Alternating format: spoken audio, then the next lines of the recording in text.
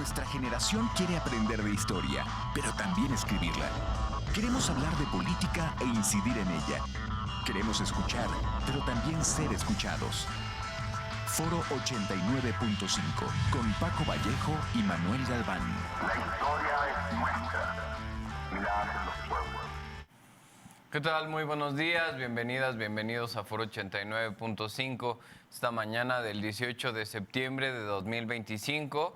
Como siempre, un gusto llevar una emisión más de su programa y hacer la invitación para que participen con nosotros como cada jueves, recordando que sus comentarios siempre enriquecen y favorecen este espacio. Aquí están los teléfonos en cabina, que es el 4421-921293.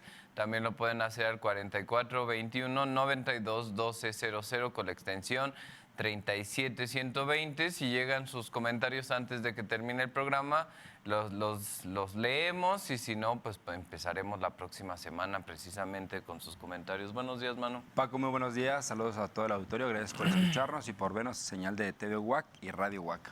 Así es, pues bueno, el día de hoy queremos retomar el panorama político internacional, sobre todo con este tema tan interesante que es tan interesante y tan triste, ¿no? Que sigue existiendo pues un grupo bastante nutrido del crimen organizado, que sigue manteniendo pues control de ciertos sectores de nuestra sociedad, que sigue lastimando a la comunidad. Y bueno, esto ya también empieza a ser una política internacional en la cual se suma Estados Unidos, y Estados Unidos, pues más que hacer cosas, pues presiona a los demás para que le saquen la tarea. Sí, aprovecha la situación específicamente de México, de esta crisis que no solamente atañe a México el día de hoy, sino a otros países de América Latina. Y ahí Estados Unidos de forma punto político, ¿no? Así es el momento para apuntalar y colocarlos como un elemento dentro de su agenda. Tanto así que desde que empezó el nombrarlos como grupos terroristas al crimen organizado, empieza una agenda de nuevo discurso norteamericano como esta policía internacional para vigilar, sobre todo América Latina, que todos sabemos tiene su trasfondo, ¿no? Tiene sus intereses particulares. Sí, acá lo que se le cuestiona, lo que se le critica a Estados Unidos es esta postura de estar cuestionando absolutamente a todos los países. Bueno, ya incluso supimos que declaró al presidente Maduro como el líder del cártel de los soles, con la intención también pues ya de quitarlo del poder en el país venezolano. También ya se metió en situaciones Estados Unidos con Colombia, retirándoles por ahí un reconocimiento en contra de lucha contra el crimen organizado, ¿no? Porque Colombia no quiere aceptar, digamos, los nuevos lineamientos que vienen desde la Casa Blanca.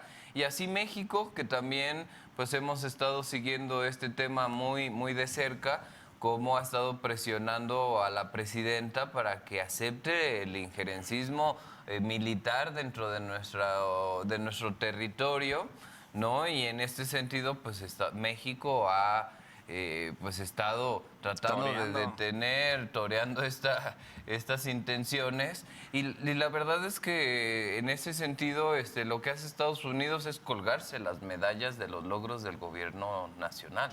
Sí, y creo que también vale la pena, ahora que fue la ceremonia del grito, cómo dentro del discurso de Claudia Sheinbaum está precisamente el punto de la soberanía, ¿no? Que ahí tiene destinatario. Pero antes de llegar como a estos puntos, creo que vale la pena hacer una recapitulación específicamente de Estados Unidos, ¿no? En su historia. ¿Por qué el día de hoy para Estados Unidos es importante, o por qué le conviene hablar, etiquetar al crimen organizado como grupos terroristas? Primero, durante la Segunda Guerra Mundial, el enemigo público era el comunismo. Y ese enemigo público, el objetivo era tratar de disminuir ese sistema político, sistema social, dentro de otros estados que no iban acorde al sistema capitalista propio norteamericano. Una vez que se acaba ese discurso, que termina la caída del muro de Berlín y la separación de la URSS, viene un segundo discurso, ¿no? Y ahí también Estados Unidos pierde posición en cuanto a la dolarización. que el fin último de este primer discurso precisamente fue dolarizar y capitalizar, colocar el sistema capitalista en todo el planeta. Una vez que se acaba esa situación, llega el segundo momento y son los petrodólares. Y los petrodólares en el sentido de que ahora la economía no la vamos a sustentar a partir de los lingotes de oro que ya no tenemos. Sí, porque eso desde los 70, desde los 80 se le empezó a cuestionar a Estados Unidos. Ahora va a ser a partir del petróleo. Y empieza el discurso de los petrodólares, ¿no? Y entonces entre ellos condiciona a la mayoría de los países de Medio Oriente a que tengan que hacer venta sin ningún problema para Estados Unidos, es más, con el apoyo de vigilancia, siempre y cuando... Con el uso de la moneda. Exactamente. Del dólar. El dólar como principal intermedio y moneda de cambio. Y de ahí que vengan estas posturas, por ejemplo, mucho más actuales por parte de Rusia, por parte de India, de China, que empiezan a hacer estas transacciones precisamente con otra moneda, ¿no? Por ahí tiene que ver este grupo, BRICS. el BRICS, ¿no? Así que trata de precisamente romper esta dinámica, tratando de favorecer otras monedas, ¿no? Porque a fin de cuentas este tipo de prácticas lo que hacen es sostener precisamente el valor del dólar también a nivel internacional. ¿Por qué tenemos que realizar cualquier transacción directamente en dólares? Porque Estados Unidos se autonombró el Banco Internacional. ¿Sí? Sin tener ningún respaldo legal como tal. Es más, el día de hoy ya no hay un respaldo financiero, vamos a llamarlo a nivel de... usualmente lo respaldan con oro, ¿no? Que es como ya lo tangible, lo palpable. El día de hoy ese discurso ya se acabó como tal. Entonces, de los petrodólares ya se acabó este discurso también de ir a un país y llevar la democracia y acabar con los líderes. Con las dictaduras. Con las dictaduras, entre comillas, que Estados Unidos buscaba. Finalmente lo que buscaba es el control del petróleo de aquellos territorios, colocando el dólar como principal moneda de cambio. Ese discurso ya está agotado. ¿Sí? Y entonces ahora lo que busca es retomarlo y para la forma en la cual quiere agenciarse la cantidad de reservas de petróleo de Venezuela, que Venezuela no es cualquier país, tendrá sus problemas políticos particulares y creo que eso puede dar para otro programa, pero específicamente es el país con mayor cantidad de reservas a nivel internacional y de forma monumental. Entonces es ahí donde Estados Unidos fácilmente se declara que es un líder del crimen organizado, pero todo va teniendo como una serie de acontecimientos, ¿no? De acontecimientos, ¿no? Porque unos días después de que hace esto, destruye una lancha, ¿no? Con 11 tripulantes, que también aquí hay que decirlo, ¿no? No estamos diciendo que no sean o que sí sean, ahorita no es la cuestión, pero tampoco es la forma de responder ante este tipo de situaciones, y a la vez Estados Unidos ni siquiera tiene forma de confirmar tal situación. O sea, al día de hoy la prensa le ha cuestionado. ¿De dónde están ¿Cuál es la evidencia para la evidencia? Porque si vuelas todo, pues no queda ni siquiera evidencia como para comprobar que efectivamente traían droga, ¿no? Exactamente, y ya hubo una segunda lancha. Sí, ya hubo una segunda. Entonces, o de estas embarcaciones de 3 motores, para no llamarlos lanchas y no ser tan despectivo, más bien embarcaciones de 3 motores ya llevan 2 eliminadas directamente y al día de hoy Estados Unidos no tiene forma de comprobar que realmente eran parte del crimen organizado. Y ni siquiera tiene la legalidad, porque tampoco el Congreso ha dado el aval al presidente Trump para que haga este tipo de acciones, aunque sea en aguas internacionales, ¿no? Entonces aquí la verdad es que es un tema bastante delicado, donde lo que vemos es estas formas de presión por parte de Donald Trump, ¿no? Te voy a tratar de ahorcar financieramente, voy a presionarte políticamente, bloquearte para que cedas ante mis exigencias, para que aceptes mis condiciones, y esto pues también ya se le empieza a cuestionar de forma más abierta, ¿no? De forma internacional, que es, bueno, está señalando a todo el mundo de ser responsable, ¿no? De que los campos latinoamericanos son los productores de drogas, que los pueblos precisamente latinoamericanos somos los malos de la historia, llevando este vicio hacia Estados Unidos, cuando Estados Unidos es el mayor consumidor de drogas, ¿no? Por lo menos 2 millones de personas abiertamente se declaran consumidores, por ejemplo, de cocaína.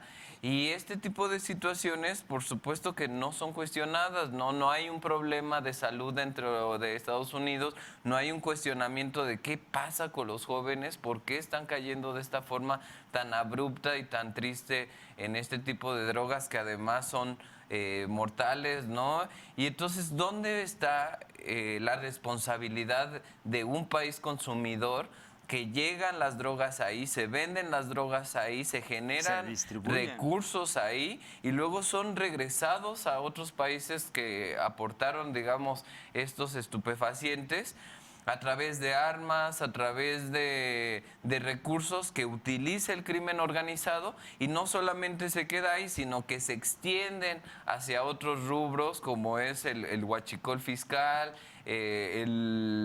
pues bueno, podríamos aquí seguir el crimen organizado como tal, ¿no? Sí, pero finalmente Estados Unidos tiene bien estructurado, desde que llega Donald Trump, primer acto de política internacional, nombrar al crimen organizado como terroristas. O sea, el hecho de poner esa etiqueta justifica para que Estados Unidos, con sus leyes vigentes, pueda intervenir internacionalmente. Pero ahora, ando interviniendo internacionalmente, pero al interior, los criminales que están llegando, por ejemplo, los extraditados o los expulsados, porque ni siquiera fueron extraditados, los expulsados de México hacia Estados Unidos, pues acaban negociando con este país. Exactamente. Y primero declaran, nunca vamos a negociar con terroristas. Este Estado jamás negocia con terroristas. Acto seguido, 11 familiares del hijo del Chapo Guzmán, de Ovidio, familia de Ovidio, directamente favorecida y apoyada con un programa de Estados Unidos. Y declarado públicamente que Ovidio está dentro de los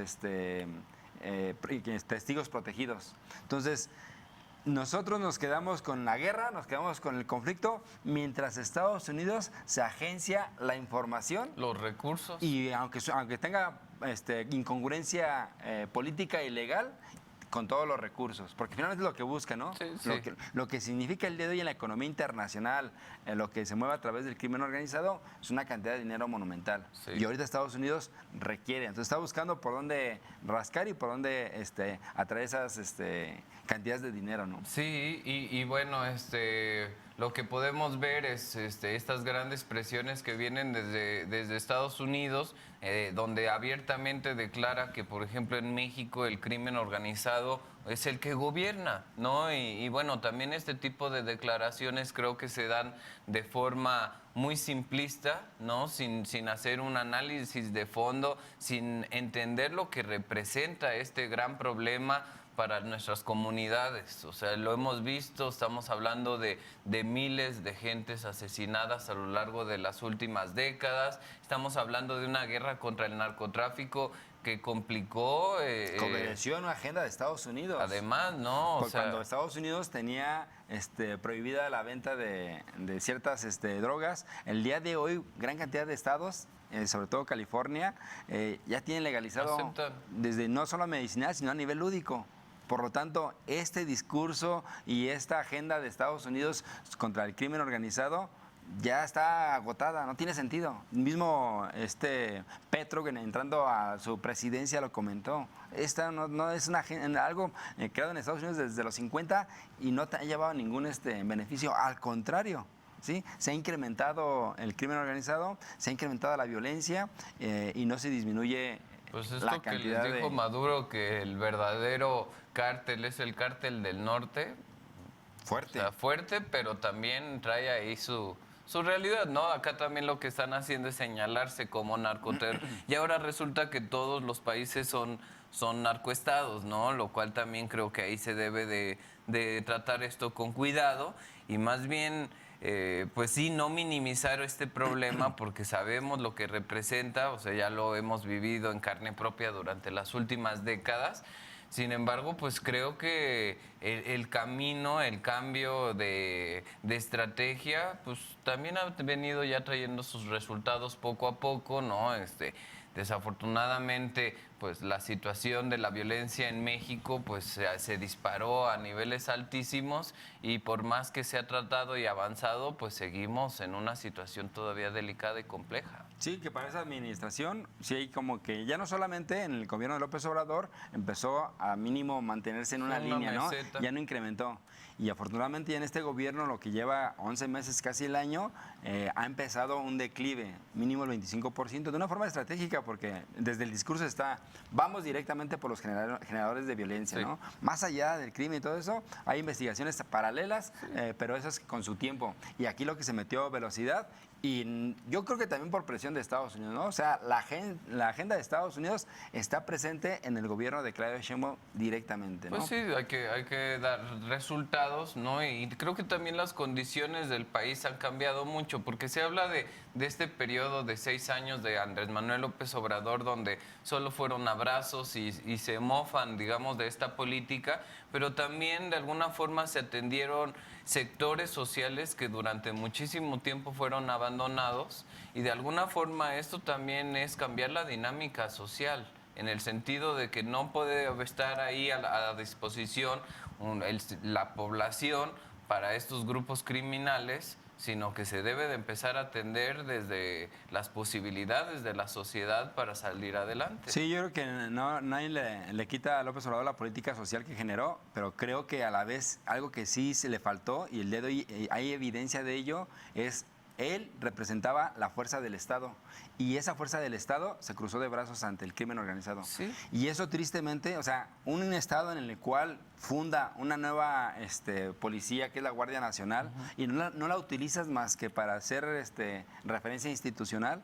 El día de hoy se tiene evidencia que López Obrador no utilizó para nada el poder del Estado para disminuir la fuerza y el crecimiento del crimen organizado. Eso sí. Y eso creo que sí es un gran error político. Y el otro, creo que crítica importante que se puede hacer ahí es la negación de la corrupción en nuestro país, ¿no? Ese es Decir, otro. ya cambiamos, ya somos otro partido, ya todos fueron bautizados, Pañuelito blanco y ya fueron estamos. bautizados, y entonces ya no hay corrupción en nuestro país, y desafortunadamente y afortunadamente también empieza a salir a la luz este tipo de situaciones, que también hay que decir que en otros sexenios, pues siendo del mismo color, se hubiera tratado de tapar este tipo de situaciones, Ese es bien que importante. en este caso no, o sea, se está yendo en contra de funcionarios públicos abiertamente participantes de Morena, o al menos vinculados con este partido, y no se ha negado, sino que se ha avanzado El en mismo este gobierno rubro, ha empezado ¿no? la investigación, y hasta ahorita el discurso es tope donde tope, ¿no? Tope donde tope. Aparentemente. Entonces, vemos cómo esta política nacional sobre el crimen organizado o las investigaciones que se van haciendo en las diferentes líneas tiene directamente que ver con la agenda de Estados Unidos. No olvidemos, cuando pasa lo de esta embarcación, la cual es explotada por Estados Unidos, sucede horas antes de que llegue Marco Rubio a México. Finalmente es la dinámica en la cual Estados Unidos tiene esa forma de presionar, ¿no? Mando a mi líder político y a la vez mando el mensaje de hacia dónde voy. Sí, aunque eso implique el día de mañana tener que explicar o ni siquiera tener una explicación racional por qué yo utilicé toda la fuerza militar sobre una embarcación que posiblemente eran migrantes, Sí. que ni siquiera era una embarcación del crimen organizado. Sí, aquí también en este sentido hay que decir que se esperaba, por ejemplo, la oposición esperaban discursos mucho más críticos de parte de estos funcionarios públicos de Estados Unidos en sus visitas a México. Como regañando. Como un regaño o incluso señalamientos abiertos de corrupción, de mal uso de recursos, etcétera. Sin embargo, tampoco le ha caído este tipo de discursos a México. Sí, creo que Claudia Sheinbaum ha encontrado como el punto, o sea, ha encontrado la beta, como ir rascando con detalle y con precisión entre la presión y la agenda de Estados Unidos y mantener una soberanía en la cual no comprometa al Estado, ¿no? O sea, estos dos grupos que ya expulsó de México a Estados Unidos, o sea, son dos ofrendas importantes que unos llevaban décadas encarcelados, y este gobierno decide directamente la expulsión, utilizar un argumento que no está ni siquiera, o sea, utilizar lo que no está en la ley para deshacerse de estas personas, ¿no? Y decir, aquí hay intención. Oye, Manu, ahora se extradita a México a este líder de la barredora, ¿no? Aparte vinculado a... Se expulsa, que también eso es se interesante, expulsa porque ni de siquiera Uruguay Paraguay, estaba en Paraguay, lo traen para México, sin embargo ya está pidiendo también la extradición a Estados Unidos. Ahora, será muy interesante ver México ya tiene las pruebas, ¿no? Hay una investigación profunda en este sentido, sobre todo por el huachicol fiscal. Tiene el nuevo Poder Judicial. Eso es bien importante.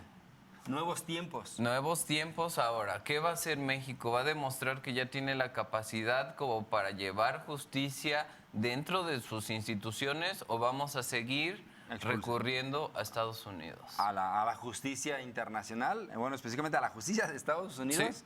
para tratar de... Bueno, justicia también entre paréntesis, ¿no?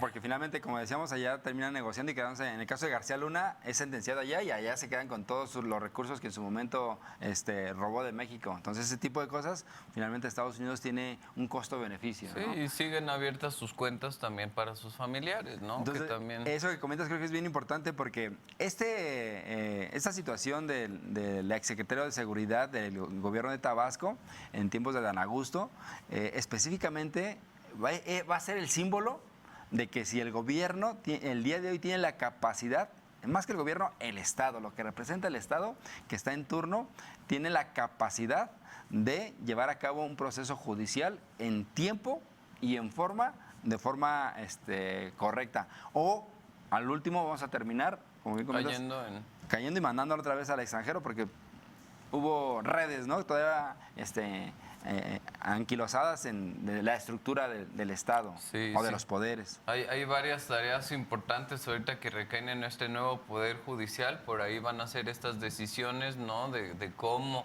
se va a tratar estos casos actuales, ¿no? Que tocan todos los colores además. Y creo que por ahí también el otro tema del Poder Judicial será pues atenderlo de los adeudos por parte de algunas empresas de impuestos, ¿no? Que durante mucho tiempo pues no se pagaron en nuestro país. Sí, que es otro tema, ¿no? Sí, pero totalmente. también por ahí está esta situación. Sí. Finalmente, México el día de hoy ha mantenido una política nacional todavía dentro de lo que cabe la soberanía nacional. Sin embargo, se empiezan a ver algunos matices o detalles en las cuales llevan destinatario a Estados Unidos. Y una de ellas es la ley biométrica. Esta ley en la cual la CURP digital, la CURP con más características físicas y biométricas, buscan precisamente tener un registro nacional de la población de forma digital. Y esto, desde mi punto de vista, más que se desea digitalizar el país y tener datos más específicos para los desaparecidos o para los mexicanos, es compartir base de datos con Estados Unidos, ¿no? Porque yo creo que es uno de los y desde puntos... las agencias también de seguridad, ¿no? Sí, totalmente. O sea, te permite tener más control. Sin embargo, aquí no es nada más el control, sino lo que el control a veces implica, ¿no? Que puede ser utilizado bien para perseguir a estos delincuentes y estos criminales, pero también sabemos que estos accesos a demasiada información se presta para negocios, se presta para que de pronto se pierda esta información y acabe en las grandes empresas transnacionales que de por sí ya nos tienen súper escuchados y seguidos, ¿no? Con nuestros celulares. Con nuestros servicios gratuitos, entre comillas. Bueno, esto y muchas situaciones ya Internet más. tiene una gran cantidad de datos, no sé para qué quieren más de los datos mexicanos y ya tiene una gran cantidad a través de los dispositivos. Sin embargo, lo que se quiere hacer es legalizarlo, ¿no? Para que el Estado mexicano respalde de forma transparente y no por debajo del agua. Pero lo que sí vemos es una serie de cambios políticos y cambios de leyes vinculadas a la seguridad. Una última, que también se valdría la pena, la ley de amparo. Esta última también creo que en su momento vale la pena analizarlo, porque pareciera que el día de hoy un argumento legal creado en México lo que busca precisamente es ahora quitarlo o ponerlo como más a detalle en los tiempos para que no cualquier persona que puede ser acusado o puede ser culpable se ampare y se convierte en intocable. Pues ¿sí? esto que salió y se hizo famoso de que Andy o los hijos de Andrés Manuel se habían amparado, que también resulta que la persona, el juez que según esto amparó, ni siquiera estaba enterado que habían usado su nombre para amparar a estas personas. Entonces, bueno, esto y muchas más situaciones entre farsas y corrupción que se sigue viviendo en nuestro país, pero bueno, vamos a seguir atentos e informando sobre lo que pasa en México y en el mundo. Queremos agradecer como cada jueves su presencia, invitarlos a que nos escuchen los jueves a las 9 de la mañana y nuestras repeticiones en YouTube como Foro 89.5. Nos vemos el próximo jueves. Hasta la próxima. Hasta la próxima. Nuestra generación quiere aprender de historia, pero también escribirla. Queremos hablar de política e incidir en ella. Queremos escuchar, pero también ser escuchados. Foro 89.5 con Paco Vallejo y Manuel Galván. La historia es nuestra.